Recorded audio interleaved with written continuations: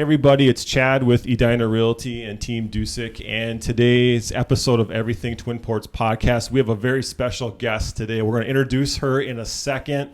We're very excited though. Just want to give you guys another little background on why we're doing this podcast. The whole point of this podcast is for us to introduce you to business owners and people here in the Twin Ports, and to really help you connect with them in a new way and to learn more about their business and all the other cool things that we have going on in the Twin Ports. So that's kind of a background on what we're doing with the podcast. And this is our last episode before Thanksgiving. And next week is Thanksgiving, so we're pretty excited about that. And of course, we're going to have somebody on in regards to food, one of my favorite topics in the world. So without any further ado, we're going to introduce to you Carla Richards. She is with a Bushel and a Peck Foods here in the Twin Ports. Carla, welcome today. Thank you for being here. Thanks for having us. Yes, thank you so much for being here today. So Bushel and a Peck Foods, what is it? Can you kind of give us a little bit of background on the company? We started in the 80s in Michigan. We've moved around quite a bit. There's just two of us, tiny little business. And I've worked for many restaurants, mostly independently owned. I've never worked for big corporate restaurants or anything. And always liked supporting that idea of somebody starting small, possibly growing bigger, possibly staying small, just all different fields of the restaurant world. And then I moved around the country 4 or 5 times, mostly with family, dealing with family issues. Sure. and wanting to be closer to different people, and lived in California for a long time. And then when I moved back to Michigan, I'm originally from Michigan, moved back to Michigan and was in the Kalamazoo area for a good chunk of time, 10, 15 years. And Bushel and a Peck comes in where I basically got tired of working in restaurants, and the older I got, I just, it's a hard job. It's right. A really hard job. And Bushel and a Peck was always something that I never knew it was a song, but it was a song, which never knew that. And it was the way my grandma signed her letters. She always signed, "I love you, a Bushel and a Peck." Yep. And so that's all I knew. Oh, that's and cute. So we named our business that. And there in the 80s and 90s and up until 5 years ago, we just sold different small items while working in restaurants and, okay. Still getting an income and doing some of the smaller things that we like to do. So 5 years ago, I moved to Duluth, and my mother had Alzheimer's, and my sister took her in. My sister's lived here for 50 years. And my dad also lived here. He was a lifer in the Coast Guard. So that is the connection to Duluth. So then when my mom started failing, my sister went and got her in Michigan, moved her up here. And then she lived with her for a couple of years. And we just knew we had to support her. So we moved up here 5 years ago and helped my mom helped my sister with my mom. And then she just passed away a month ago. Oh, I'm sorry to hear that. Yeah, it was hard. But she's 92, and she was a cool person. She lived a full life. She did. So that's my link to Duluth. And and so we just once I got here, I did work in a couple local places or one local restaurant, and then I tried the corporate job, and it just wasn't for me. And I said, that's it. I'm going to just try to do this small business thing. So, cool. So it's very tiny, very local, and we just try to do what we can do and keep it fun and keep it what we want to do. That's important to think, when you lose the fun part of it, then it's a job. Yes, it is. And I feel very lucky that I can do that and be able to afford to do that because it's hard. Yeah. So Bushel and Peck Foods, are you just baking goods? Are you catering events? Well, when there are events to be had? When there were, we have done catering. We did catering for years. And when I say we, I mean my business partner, life partner, Chris. And so there's two of us only. And we've done catering. Catering is really hard. It's hard to make money and put that many hours into things. And so we only do it for friends, which is our connection, because we catered a wedding for a friend. And it's I don't do it. Really, we don't do much catering. So you do more the baking then? Yeah, we do baking. We do sweet and savory. That's our thing, is sweet and savory baking. And when we talk about the items that we make, that's what we like to do. That's what we feel like is good quality. And we try to keep it priced right for people and just give people something different, our twist on things. Totally. So, yeah. Well, I guess that's a perfect segue. You got a box there. I have a box of goodies. Yes. Do you want to kind of walk us through some of the treats you brought today, the sweet and savory options here? So when I say savory, and people are funny, they just eat what they eat and they don't really think about it. And so we try to educate people too on different, not that they need educating, but just the difference in how we do things. So we like to take classic things.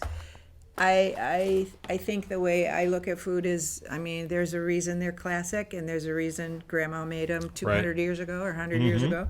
And so I grew up in Michigan, and I'm a Youper. I was born a Youper, but I never really, I was only there a year. Do you have a Cromer cap? So, do you have a Cromer cap? Yeah, no. Okay, all right. But so the pasty is what most people think about. And so people, when they say, well, what's a turnover? It's like, well, it's a pasty, but we're vegetarian, and so we only make vegetarian pasties, or not pasties, turnovers. Sure. So we like to utilize local ingredients in them and kind of classic flavors, but then we twist on that too. So this is the same crust that we use in our pies. It's an all butter crust, which a Youper would never. Yeah, well, the Youpers like their lard, and which is fine. I totally get that, but we're vegetarian, so. Sure. And so it's an all butter crust, and we've been doing the same crust forever, and it's delicious. It's wonderful. And then we do different fillings, and we like to try to just see what people want. People have said, well, why don't you do mushroom filling? And I'm like, because there's a lot of people up. And it's funny living here and knowing, when we lived in Michigan, we were in the fruit belt and the vegetable belt. We were in Kalamazoo, we were in lower Michigan, and we had access to every produce that was grown there, and we got really spoiled, and we moved here and we can barely grow tomatoes, so it's been really a lesson. And so we do some classic things. This is spinach and feta, and we get a wonderful sheep's feta. We have to go to the cities to buy it. My nephew, I drag him up here he lives in St. Paul, so he brings us sheep's feta. And it's just creamier and salty. It's delicious. And so those are the little things that we like to do different, And then the delicata squash is from Food Farm, which is in Renshaw. Yeah. And so we try to... just what little thing. It's squash, but then we do our twist on it again, and it's caramelized onions, and it brings out the sweetness in the squash, things like that. So would somebody purchase that from you and just heat it up in the microwave? Nope, not in the microwave. Well, we've had people say that they do use a microwave. I don't have a microwave. Right. So, and I know that in businesses and things like that, that's really easy to use, but it will kill the crust because it's all butter. It'll just sog it out. And so people do it for 10 seconds or something just to take the chill off. I like them. Not the perfect way. No. I like them cold, but they buy them and they freeze them at home, or they eat them, fresh. But they're fully baked, ready to eat. And then some people buy 2 dozen at a time, and just have them at home, pull them out the night before, and they reheat them in toaster oven or oven. And it crisps up the crust. They're really delish. They're super buttery. But we've had a lot of people buy them. They have have us make them and not bake them, and they take them frozen. Oh. And then they bake them fresh themselves. So there's all kinds of, and you know, we just want people to be happy with their food. And so if they would rather do that themselves, you know, or they buy them baked and freeze them and reheat them. Awesome. So those are, and we do 4 or 5 different flavors of the turnovers. And then just during the like in the summer, we grow a lot of basil, so we do an open face one, a galette, which is basically like a little pizza, but it's with the butter crust. And then we put homemade pesto on the bottom and roasted vegetables and things like that. And really so you know, we just try to, and that's the thing too with the pesto. It's like we make it. We try to buy. If we don't grow enough, we'll buy it from local farmers, and Bruce and Roxy Schmidt are they're local farmers, and they have a CSA pickup right down here in the Holiday Center. And so she always writes me every week, do you need basil? Do you need basil? And so they have great basil. So we buy it from them. And then, so we just try to tell people, I can't give you that in December because I don't have basil, you know, and so that kind of thing. So, and then they go, oh, okay, I'll wait till next spring. Sure. So, some seasonal items that you get to kind of mix and match stuff. And then I brought you some little scones that I made this morning that are, that we don't really sell a lot of scones because people, they want to hold on to things a couple days, and scones, they're just, you know, they're okay, but they're not great. So we try to sell things that'll hold a while. You know, but these have local maple syrup glaze on the top. It's a pecan That sounds scone. really good. Yeah, and that maple syrup's from a friend, you know, so that's how we try to really tie in the area, you know, and we kind of, instead of saying it's just local, we try to do the Great Lakes region because we know Michigan, you know, Wisconsin is new to us, and so we know we use their cranberries. We go to in Wisconsin and get the cranberries, and then we use Minnesota. So try to keep it around the lake. Yeah, around the lake. It's a big lake, obviously. Yeah, it is a big lake. It gives you some variety. It is. And then the other thing is we only make caramels in the winter, and we make stout caramels with bent paddle stout, the black. Oh my and gosh, so really? And so we cook it down and till it's about quarter reduced, and we add that to a butter caramel. And so it's bitter, you know. It really? Okay. It's not like overly bitter. Some people don't care for it, you know. And that's the thing too that we like to, when we do sales, we like to say, you know, you might not like it. It's not a sweet caramely, you know. It is, but it's got that bitter finish like a beer would. So so we do that, and then we make just classic biscotti, and people really like that. And we only do 3 kinds, and one is an anise. And we do it's classic flavor of anise, but we put almond in it, almond, fresh, you know, whole almonds. And then it has anise seed, anise extract, pure anise extract, and anise oil, which I get from someone else local. Wow. So, and then we do the cranberry. And so they're kind of, I like to keep, you know, we don't just do a million things. We do a small amount of things, and we just try to do them good. And that's another freedom that you can have when you just have a tiny business. You don't have a storefront that you have to have the same thing every day. So for every sale, we make different things. You know?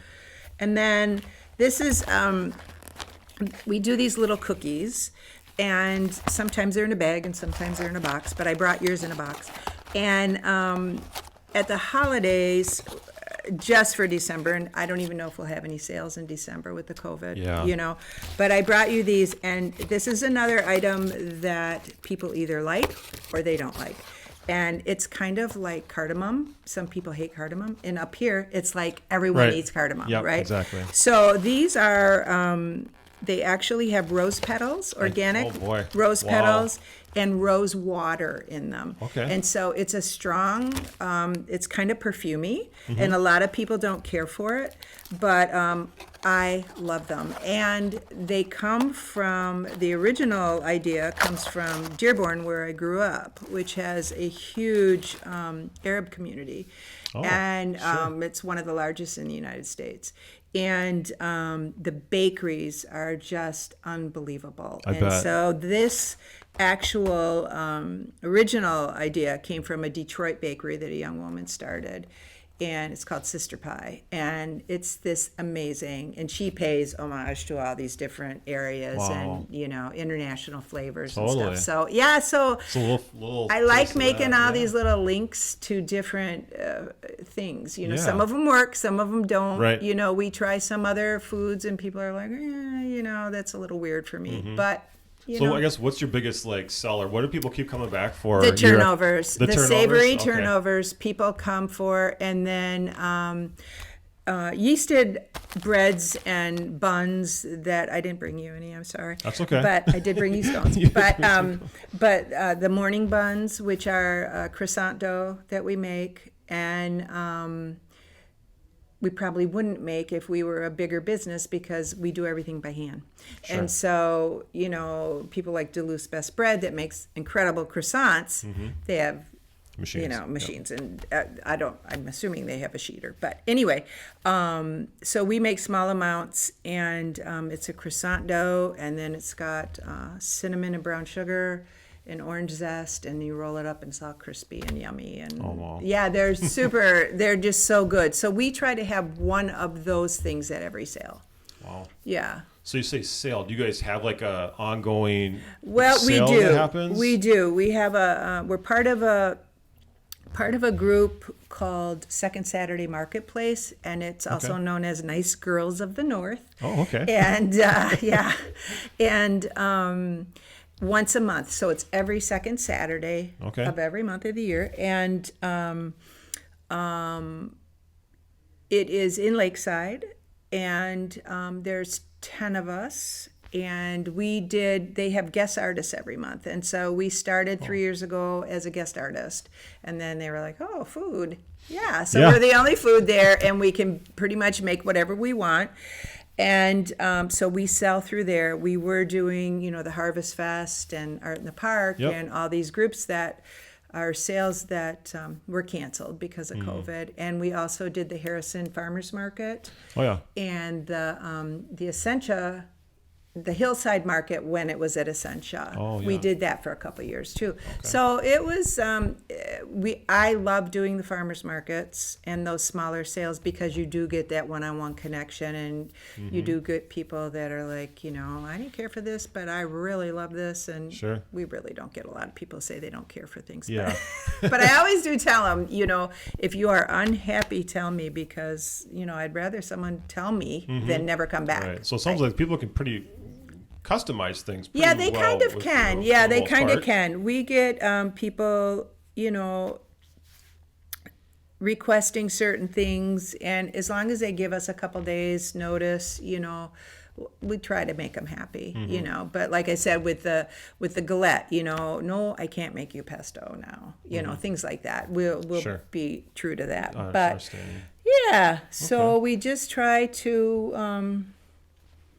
Oh, and we also put out a menu the week before our sale. So the first week of each month, we put a menu out on Oh, Facebook. okay. And then we get pre-orders. Oh, perfect. I was just Yeah. going to ask, how do people? Yep. What if you want a lot? Yeah, well, and that's the problem too, is that we weren't doing that, and people comment, "I'll have 16 of the turnovers." It's like, well, Sorry. oh, and so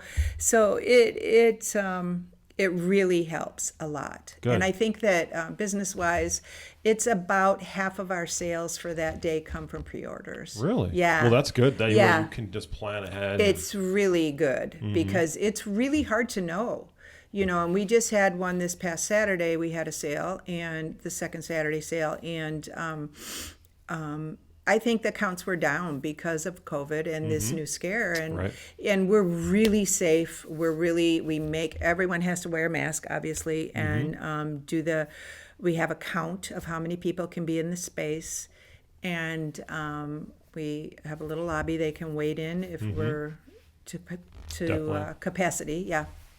And then people know that they can't just stand around and chit chat, you Right. know, and You we gotta try to keep them keep moving. moving. Yep. For sure. Yep. So yeah, that's a great transition there. How has COVID, like for so many businesses, how has Yeah. that affected your business in the last year? It's been hard. It's been mostly scary, just, you know, because a huge amount of my friends are in the restaurant business or, you know, used to be or own restaurants or own coffee shops. And it's just really sad to see how hard it is, you know, to not be able to support them.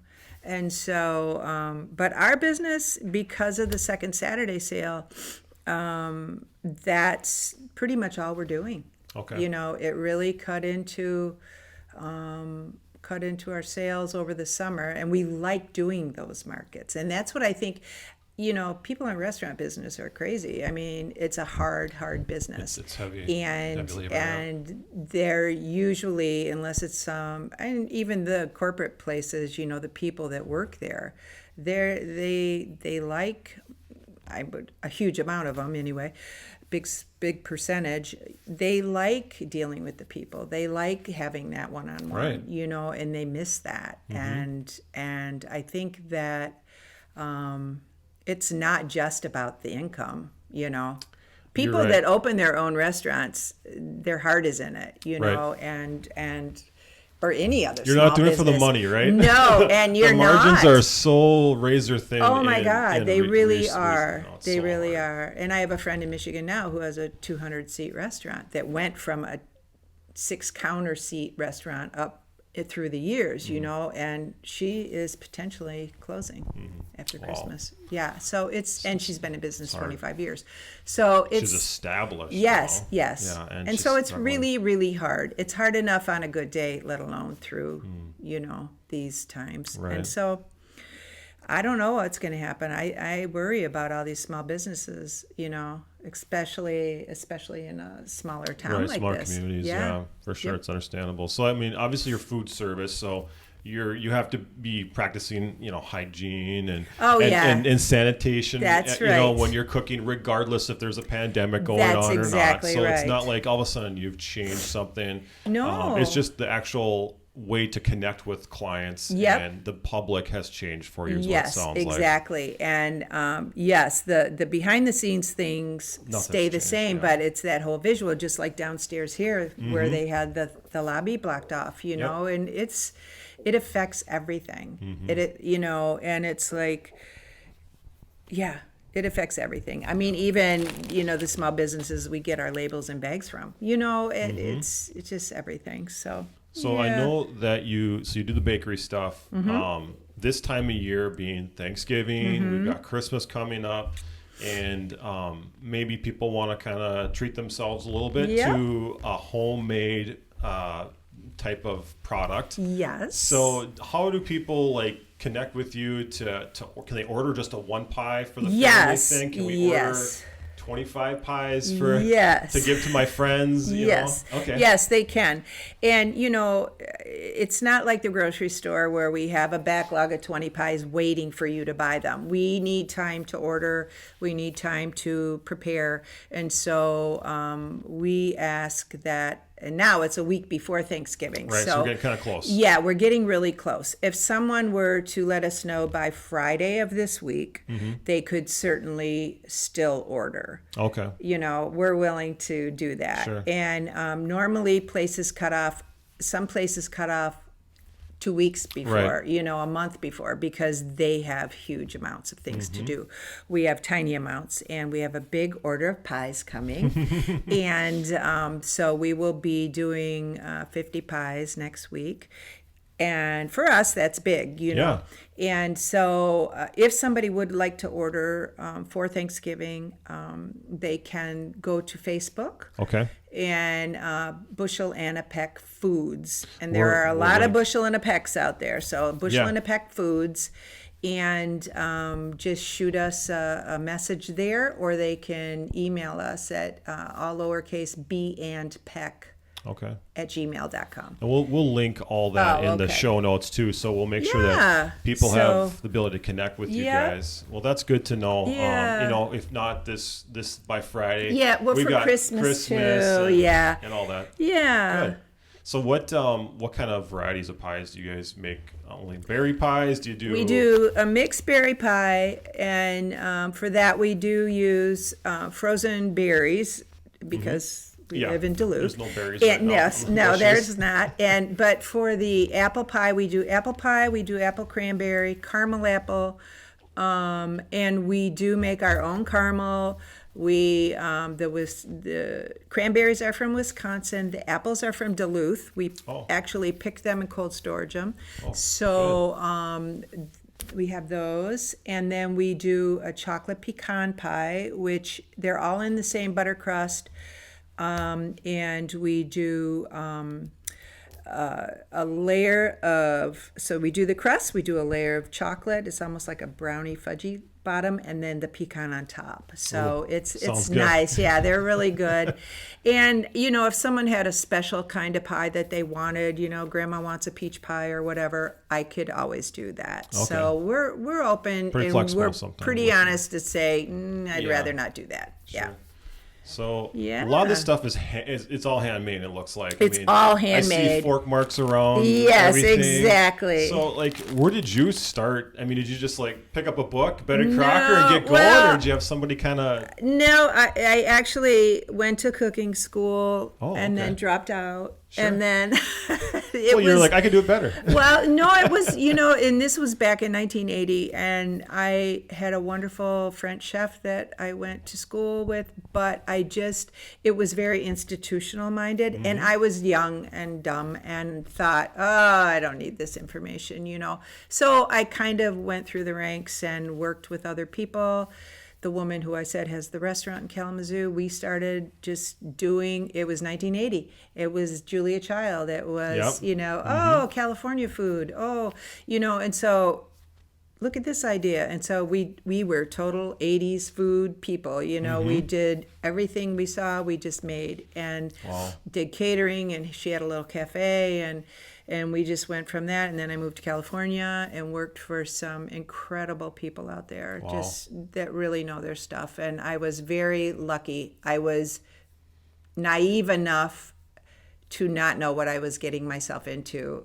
Does that make sense? It's like, sure, I'll work here. And I just thought it was a job, but I didn't realize these are incredible people that really know what they're doing. They're still out there working. They're still, have their businesses. And so I was really lucky to fall into place. And then I forgot what you Sure. Just basically, so another thought too I had was while you're talking was, so you've been on the West Coast, and then the Midwest, obviously, and Michigan. And there's probably a big difference in the type of foods. We like a little more gravies on our food in the Midwest. Yeah, exactly. A little hot dish and things like that. Yeah. And then I lived in Florida for a couple years, and that was really weird because their growing season is opposite of Michigan. And so it was like, what do you mean you have strawberries? No, really, they just grew here, So I was like, oh, yeah, okay. So I tried to really learn from every job I had, and all the people I really appreciated the fact that they were so giving with their knowledge, and that was probably my biggest. They didn't see you lesson. As a threat. No, she's gonna go do her own thing. No, and especially, and that's the thing I think that years ago people had this. They had the cookie recipe, or they had the muffin. You can't have it. Yeah, put in the safe. Yeah, and these people were we want. And that was the whole, I think from the 80s on, was the whole movement of, we want people to make good food. We want to share this information and this food. And I was really lucky. I worked for some great people in San Francisco area. And so I learned a lot. And I learned just to trust what I wanted to make. It didn't have to follow the rules. Right. Yeah. That's cool. So the recipes that you have, are those from these different experiences you've had? They're all different. Like this original recipe for the scone started with, there's a business well, there's a very famous a restaurant called Chez Panisse in Berkeley, and across the street is the Cheese Board, and the Cheese Board has been there forever too. Sure. Started out tiny little place. They make you taste the cheese before you buy it. Everything was fresh. It's big now, but they started baking. They only made one kind of scone, and now they make bread and scones, and it's incredible business. Wow. Pizza, but it's still small. Right. But everything's incredible. Yeah. And so this original recipe came from their pecan scone. And then I just changed it up a little, and and this is actually, if you really want me to start being chatty, this is actually made with einkorn flour. Einkorn. Which einkorn is, if you are intolerant to wheat, which a lot of people are finding, einkorn is an ancient grain, but it's wheat. And so it is a different variety. It actually, I'm no chemist, but it actually grows differently, and it has a different molecular structure, and so people can tolerate it that can't tolerate wheat. So I can eat these, and as a baker, I started having intolerance to wheat, which was a drag. Yeah, that's and tough. So anyway, so I made these this morning, and I was like, well, I want to eat one, so I made them with einkorn. So it's just a different. It's an interesting story. How people are. So it sounds like you can, if someone has a dietary restriction, you can. Tailor make a lot of your products. I can, and I do try, and we're very aware of telling people, no, this has mustard in it, or this has whatever in it, but people want gluten-free things, but our kitchen is not gluten-free. We have a licensed kitchen. We rent a kitchen at the Pilgrim Church, which we are licensed and insured, and all of that, and but people with if they really can't eat something, I don't want to say, oh, sure, I can make this, because it's in the air. It's everywhere, That's good to know. So if they just have an intolerance, I'm happy to do it, Okay. Yeah. So one last question, not one last question, but as far as the recipes are concerned, I'm not going to ask you for your recipe, but do you have like a family recipe that has passed down maybe in what do you do here, or no? That's more private at home for your special meals, maybe? No, nothing.